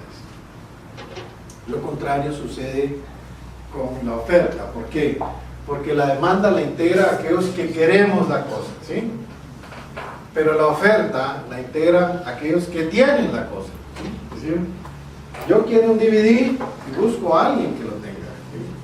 Entonces vamos a ver cómo se forma la oferta y al final pues vamos a ver cómo se genera el precio del mercado y los intercambios posibles que se pueden dar. A ver. Entonces la ley de la oferta es, digamos, como agarrar la curva de la demanda y agarrar el papel y verlo al revés, ¿no? ¿Sí? Por atrás, ¿sí? ¿Sí? Que existe, en lugar de haber una relación directa, hay una, en lugar de haber una relación inversa, como dice la demanda, hay una relación directa entre el precio y la cantidad que se está dispuesto a ofrecer, ¿sí?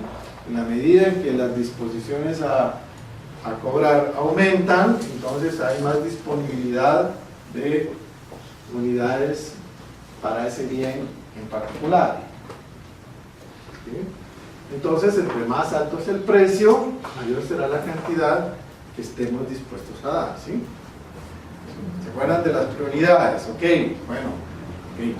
Si alguien está dispuesto a darme algo que yo considero más valioso que el agua que me va a servir para beber, entonces yo voy a estar dispuesto a cambiarlo, ¿sí? De lo contrario, no va a haber posibilidad de intercambio.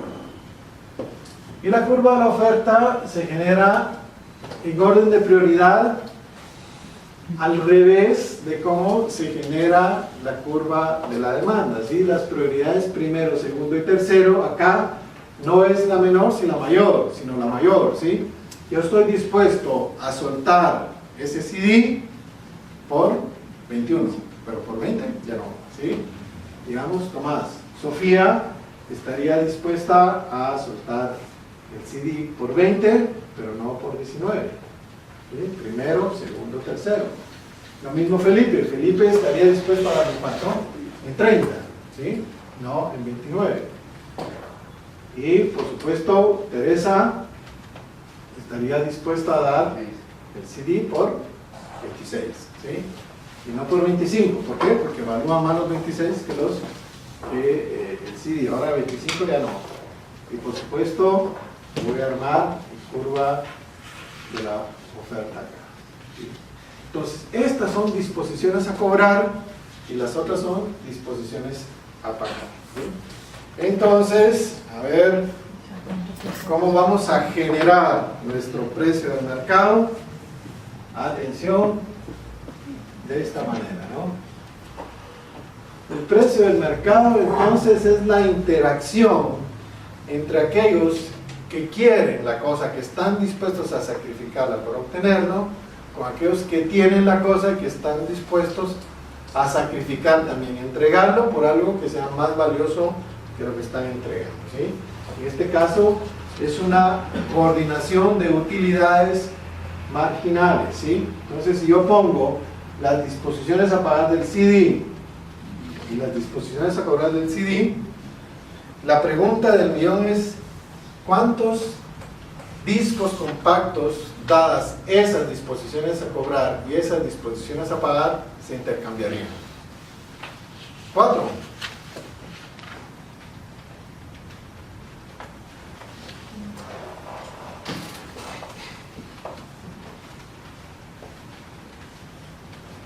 Dependiendo del rango. ¿De qué rango? ¿Sí? De 21 a 30. De 21 a 30, perfecto.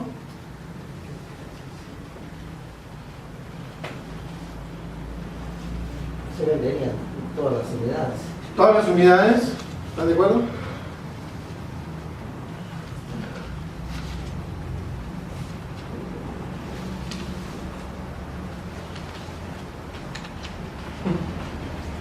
Está difícil, ¿verdad?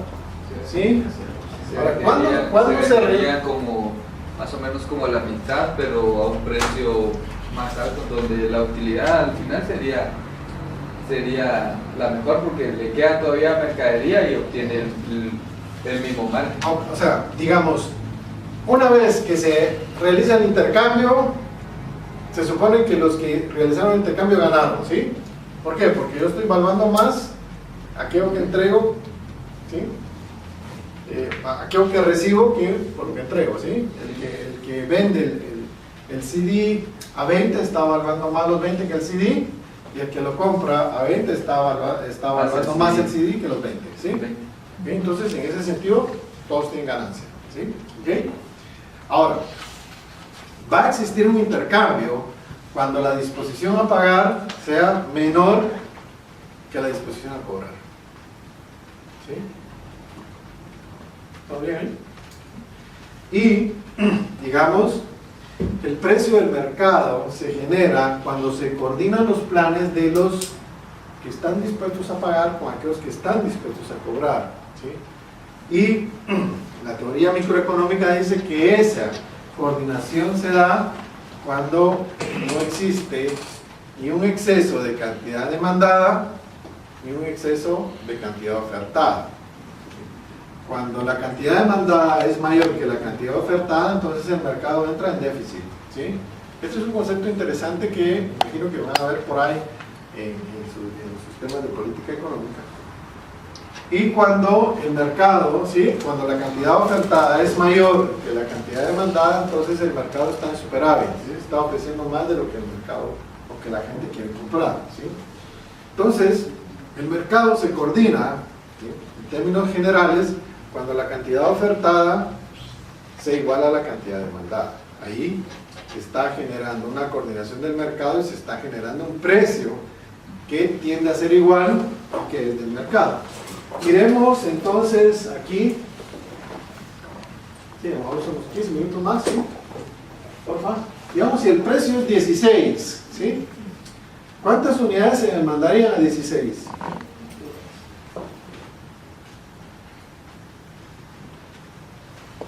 Si el precio fuera de 16, Sí. ¿cuánto se demandaría? Si digamos, se pone el precio 16, Todas. ¿ah? Todas. Todas se demandarían. ¿Cuántas se ofrecerían? Ni una. Ni una. Ni una, ¿sí? ¿Sí? Entonces, la cantidad demandada sería 6, pero la cantidad ofertada sería 0. ¿Sí? Entonces, ¿el mercado estaría en déficit o estaría en superávit? En superávit. No. No está ofreciendo ninguna. ¿sí? Ah. Estaría en déficit. En déficit. Faltarían 6 unidades, ¿sí? ¿Sí? 6 menos 0 es 6, ¿sí? Entonces, el mercado necesitaría 6 unidades a precio de 16 para satisfacer a esos consumidores. ¿Ok? Tenemos un exceso de demanda, de cantidad demandada. Si el precio es 21, ¿sí? Entonces al precio de 21 se estarían demandando 3, lo pueden ver ahí, y se estarían ofreciendo ¿cuántas? 2. ¿Está claro ahí o lo buscamos? ¿Sí? ¿Sí? ¿Se ve bien ahí? Si el precio es 21, entonces estarían dispuestos a dar este 21-22, pero obviamente el 23, el 26 y el 29 estarían dispuestos a comprar. Pero otra vez el mercado está en déficit o en superávit. Sí. En déficit, ¿sí? Ok, perfecto. Entonces, buscamos otro precio. 26. Si el precio es 26, ¿cuánto se demanda? 2. Dos. Sí, está claro. El de 26 y el 29. Exacto. Los demás no estarían dispuestos a pagar, ¿sí? Pero ¿cuántos estarían dispuestos a vender a 26? 3. ¿Sí? Ahora el mercado se volvió a desbalancear. ¿Para dónde? Para el superávit, ¿sí? Ahora hay más oferta Oferta que demanda. que demanda, ¿sí? Entonces, el precio del mercado es un juego, ¿sí? De prueba y error, donde se van coordinando los disposiciones a pagar de la gente con las disposiciones a cobrar de los que tienen la cosa, ¿sí? Obviamente, nuestro precio, por ejemplo, 29, si fuera 29, solo uno demandaría, ¿y cuántos estarían ofreciendo? 3, ¿sí? El de 30 no estaría dispuesto todavía a venderlo. ¿Ok? Ahí oferta. Entonces, el rango, ¿sí?, de equilibrio estaría entre 26 y 23. ¿Sí? No puede ser 23 ni puede ser 26. Vamos a ver en una gráfica para ir redondeando esta cosa, ¿sí? Es una tendencia, ¿sí? Es una prueba de ensayo-error. ¿Por qué se dice esto? Porque obviamente las preferencias se van revelando poco a poco, ¿sí? ¿Sí? No es que uno sepa directamente cuál es el precio del aguacate, ¿sí? Pero pregunta a unas 3 o 4 clientes, entonces más o menos se va formando el precio por ahí, ¿sí? ¿Okay? Miremos acá, ¿sí? Entonces aquí, fíjense que aquí están nuestras disposiciones a pagar, que generaría nuestra demanda, y por aquí estarían nuestras disposiciones a cobrar. Y ahora aquí ya se mira más claro, ¿no? ¿Cuántos intercambios habría? ¿Cuántas unidades se intercambiarían? 4. 3. ¿Dónde las disposiciones a pagar son mayores que las disposiciones a cobrar? ¿De este lado o de este lado? De este lado. ¿De aquí? ¿Sí o no? Entonces se intercambiarían ¿cuántas? Miren, ahí se acuerdan que estos son los que la tienen y estos son los que la quieren, ¿sí? Ah, ok. ¿Ya? Ya. ¿Cuántas se intercambiarían? 4. 4. Es que es 20. Ah, en 20. Sí. No. Y la cantidad que tienen son 6. A ver, ¿quién se anima? ¿Qué dijeron? ¿4? En 20, digo usted. No, ¿cuántas intercambiaría? ¿Sí? Fíjense que vimos más o menos que el precio debería estar por el orden de 23 y 26, ¿no? ¿Sí? ¿Serían 3? 2, 3 y 26. 2. 2, ok. A ver, 2, muy bien. ¿Por qué? ¿Sí? Porque las disposiciones a pagar aquí, ¿sí? Son mayores que las disposiciones a cobrar aquí. Cuando pasa de este punto, las disposiciones a cobrar superan a las disposiciones a pagar, por lo tanto estos de aquí para acá no van a intercambiar, ¿sí? Entonces solo se van a intercambiar 2, el mercado se va a coordinar con 2, ¿sí?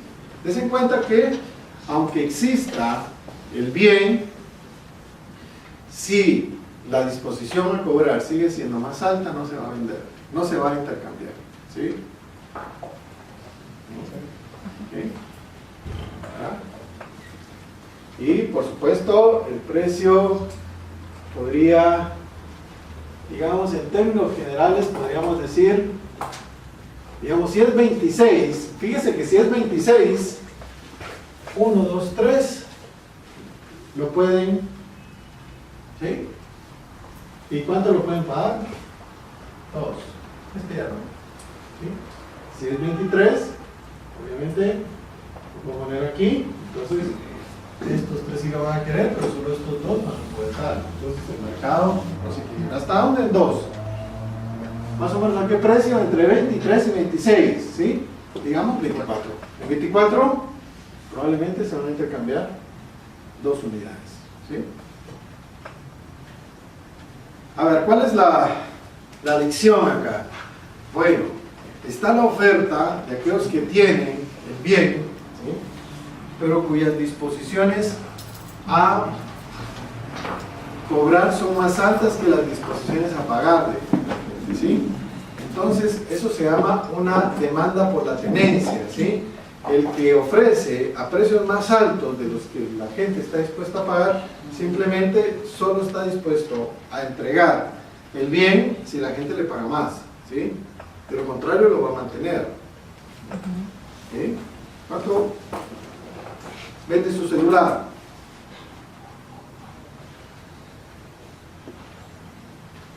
¿Le doy 20 pesos? No, por supuesto. No. ¿Sí? ¿Hasta cuánto? ¿Sí? Que le quieran pagar. Hasta que vaya yo subiendo hasta que llegue a una disposición a cobrar que le sea atractiva, ¿sí? Entonces, la función del precio, ¿sí? Es dar información. ¿Dar información a quién? ¿Sí? ¿Sí? A quien va a producir, ¿sí? A quien tiene la cosa, a quien quiere tener la cosa. Y le indica qué va a hacer, cuánto va a hacer, cómo lo va a hacer y dónde lo va a hacer, ¿sí? Producción, oferta, ¿sí? Los precios informan al productor, ¿sí? Si vale la pena meterse a hacer la cosa, ¿sí? No es porque a mí me costó 10 que yo lo voy a vender a 12, ¿sí? Si las disposiciones a pagar no son 12, si no son 10, la gente no lo va a comprar, me voy a quedar con esa cosa, ¿sí? Si sigo insistiendo con el tema del costo, ¿sí? Fíjense que el costo relevante en economía no es el costo de lo que yo invertí en hacer la cosa, sino es en el costo de no mover la cosa, ¿sí? Es el costo de oportunidad, ¿sí? Eso es lo relevante. Y por supuesto, eso va a guiar la división del trabajo. ¿Eso qué quiere decir? Que si la gente quiere pan, va a guiar los recursos para que sean harina, para que se fabriquen más molinos, para que se siembre más trigo, ¿sí? Pero si la gente resulta que el gluten es terriblemente alérgico o alergénico, ¿sí? Entonces la gente va a sembrar maíz, probablemente. Y ya no va a hacer pan, sino va a generar quizá pan de maíz, ¿sí? Que es otro producto, ¿sí? Guiar la división del trabajo. Ahora, ¿cuál es la importancia de esto? Que la información es incompleta, ¿sí? Que siempre vivimos en un mundo donde la incertidumbre es, digamos, la característica de las decisiones que tomamos. Muy probablemente yo piense que el café me va a quitar el sueño, pero tal vez me quite el sueño, pero me va a dar agruras, ¿sí? ¿Por qué? Porque no estoy seguro al final de si eso me va a hacer bien o me va a hacer mal, ¿sí? No tengo una idea tecnológica. Y por supuesto siempre va a haber compradores y vendedores que estén por arriba o por debajo de ese precio que los microeconomistas llaman el precio del equilibrio, ¿sí? O el precio del mercado. No es que si yo tengo una disposición a pagar a 30 y lo compro a 20, le vaya a regresar 10 al vendedor, no, simplemente me voy a quedar con esa ganancia psicológica. Y por supuesto, si el vendedor está aceptando ese precio que está pagando en el mercado, es porque su disposición a cobrar es mucho más baja, ¿sí? Por lo contrario, no estaría dispuesto. Sí. Yo hace un tiempo conseguí un buen contacto en una fábrica de zapatos. Ajá. Y me decía el dueño, le doy los zapatos, pero usted no los puede vender menos que los que venden los almacenes. Si no, yo no estoy haciendo Se puede decir. pierda la Entonces yo lo que hice fue un estudio así medio de mercado, ¿verdad? Varias zapaterías para ver ¿Qué precio lo qué están precio dando? lo están dando, Sí. el tipo de zapato, el estilo, color y todo eso. Y ya hice mi tablita. Entonces yo digo, bueno, si yo lo doy un poquito más barato, lo voy a vender. Porque si la gente, si voy a vender lo mismo que ¿El vende, almacén? se van a un almacén. Entonces, yo les digo, mire, se lo doy al mismo precio en 2 pagos. Entonces estoy generando un beneficio para el comprador y estoy obteniendo la ganancia. La pregunta y el comentario, pero sencillo es, ¿por qué no pide uno descuento en los supermercados? ¿Sí? O uno cree que cuando llega al supermercado solo, cuando hay una grafiquita bonita que dice oferta, es porque ese bien está en oferta, ¿sí? Todos los bienes que están en el supermercado están en oferta, ¿sí? Todos los bienes que están en el supermercado son una disposición a cobrar de quien está dirigiendo el supermercado, ¿sí? El precio se va a verificar en el momento en que yo tomo, digamos, la botella de agua, voy a la caja, suena el pitillo y entrego el dinero. Ahí se va a verificar el precio de 2 quetzales. Antes es una disposición a cobrar del dueño del supermercado y la expectativa de quien lo compra es que está obteniendo valor al comprarlo en 2 quetzales, ¿sí? Entonces, Y el precio, hay que tener cuidado con ese precio. que todo lo que está en el súper está en oferta, ¿sí? ¿Sí? ¿Sí? Por Digamos, supuesto. hay un súper que dice Super 4. Ah, sí, Sí, pero rojo y pero otras. cuando usted va a la caja es otro precio. Sí, porque no estás comprando los 4. ¿Sí? Entonces es como un engaño al consumidor, ¿no? Es, digamos, es no entender que esa es una disposición a cobrar, ¿sí? Los precios del mercado no son ni de monopolio ni de competencia, son precios que se verifican en el momento de la transacción y el precio expresa, no mide, ¿sí? Expresa el valor de un bien del mercado, generalmente en términos de un bien de intercambio que es la moneda.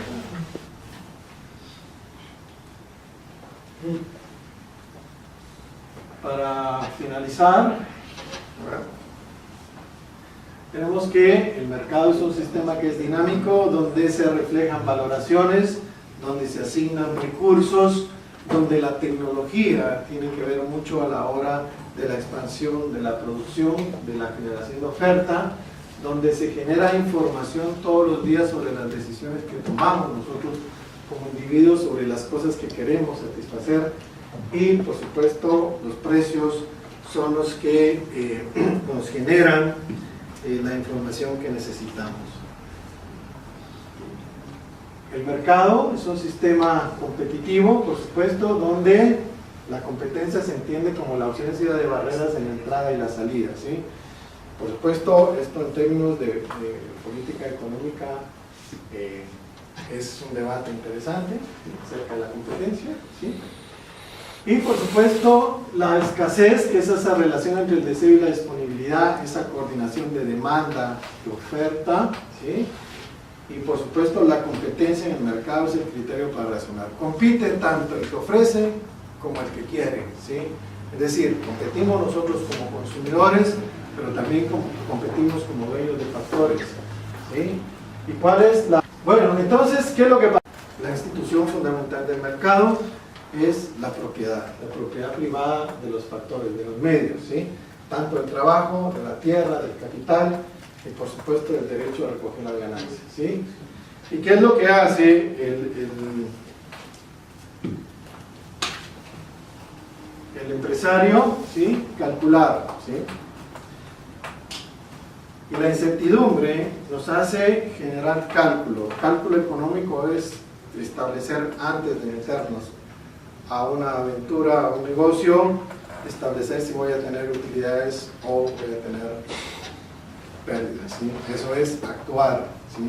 Tener la idea tecnológica, pensar en que voy a estar bien al final del proceso, pensar que lo que voy a producir va a generar un valor para los demás, y al generar valor para los demás voy a obtener ganancias y voy a poder pagar los factores de producción.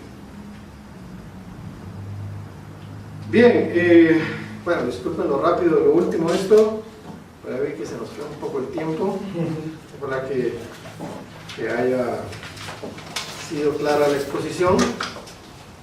Así que no sé si tenemos unos minutos más para preguntas o ya no sé cómo va el video. ¿Qué dice Vinicio? Podemos dar ahí. Bien, la lección del día de hoy podemos resumirla en lo siguiente. Valoramos de acuerdo a los fines que tenemos cada uno. Cada uno de nosotros tenemos fines diferentes, pero al final, digamos, nuestras decisiones hacen que se asignen recursos para la producción de las decisiones de las cosas que más valoramos. Por eso, la teoría de la utilidad marginal decreciente, basada en las valoraciones subjetivas de los individuos, son las que definen y determinan los precios de los bienes expresados en términos de moneda, y esos, en términos generales, son los que generan la información para la asignación eficiente de recursos en una sociedad donde los derechos de propiedad son, digamos, la institución principal del mercado. ¿Okay? Bien, muchas gracias y